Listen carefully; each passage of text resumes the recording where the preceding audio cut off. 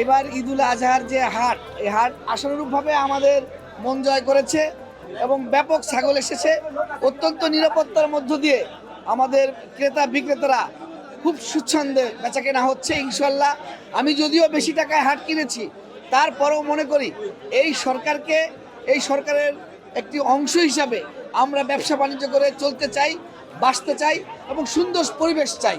সেই পরিবেশে বারাদি হাট অতি সুনামের সাথে বেচা কেনা করছে এবং আগামী দিনে আরো জমজমাট হবে বলে আশা করি। ঈদ আসবে, সাথে ক্যাশব্যাকও আসবে। নিজের বা প্রিয়জনের জন্য কেনাকাটায় এবারও নগদ পেমেন্টে পাচ্ছেন দারুণ ক্যাশব্যাক। তাই যাই কিনুন, পেমেন্ট করুন নগদে।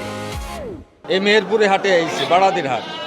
ছাগলটা নিয়ে এনেছি, কোনো কাস্টমার দাম বলছেন না, যে টাকা কিনে আনি সে টাকাও হচ্ছে না। ছাগলটা হাটে এনেছিলাম, 1.5 বছর লালন পালন করছি, কিন্তু চাহিদা মোতাবেক টাকা পাচ্ছি না। বেশি আশা করলাম 35,000 হবে, এখন এসে দেখি যে 28,000 দাম। 30,000 টাকা ছাগল কিনে এসে আমার ছাগল দাম বলে 27,000, 28,000, 29,000, বুঝেছেন? ছাগল প্রতি 2-3,000 করে লস। এই হাটগুলো প্রয়োগ করে আমরা মিরপুরে নিয়ে যাই ঢাকায়। তো ঢাকায় আমাদের এত বড় বড় খাসি পাওয়া যায় না, এই জন্য আমরা এদিকে আসি।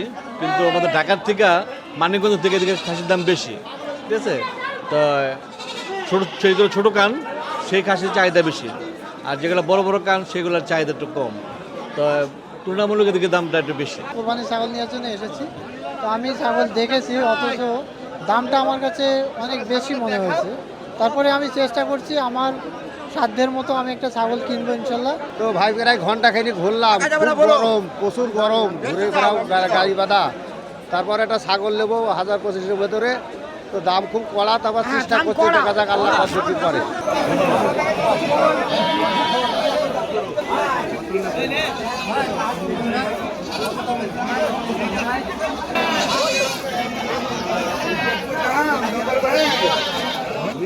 পাশে